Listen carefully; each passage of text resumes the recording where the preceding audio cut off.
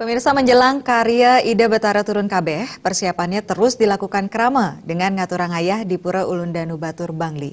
Mereka terlihat antusias ngayah dalam membuat berbagai sarana upakara di tengah cuaca Batur yang dingin. Ida Betara Turun Kabeh di Pura Ulundanu Batur, persiapan terus dilakukan. Ratusan krama Bali terlihat ngaturang ayah membuat sarana upakara. Cuaca dingin dan hujan rintik-rinting tidak mengurangi semangat krama, baik laki-laki dan perempuan untuk ngayah, membuat penjor, bantan, dan sarana upakara lainnya.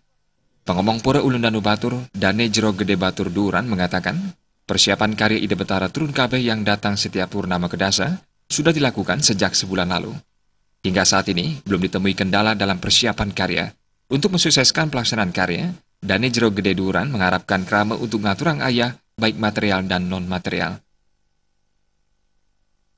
Lunas ayah-ayah para umat, sarang sami utaminipun organisasi, para bata, STT, sekaturuna-turuni, krama, sarang sami ayah-ayah istri yang piluweripun, doneng pastika punika penegap karya, penegap bakti duwe sane akueh punika sane durung Presiden Puput, mugi-mugi renggala sane ayah-ayah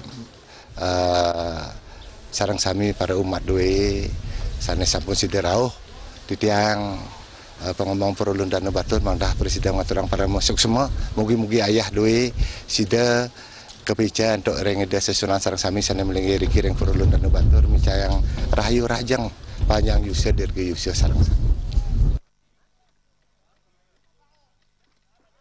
Rangkaian karya Ida Betara Turun Kabeh di Pura Ulundanu Batur pada 9 April mencakup Nadunang Ida Betara Betari.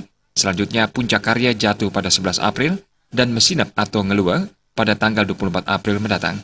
Selama pelaksanaan karya, krama Bali diharapkan bisa datang dan melakukan persembahyangan untuk memohon keselamatan dan kerahayuan bersama.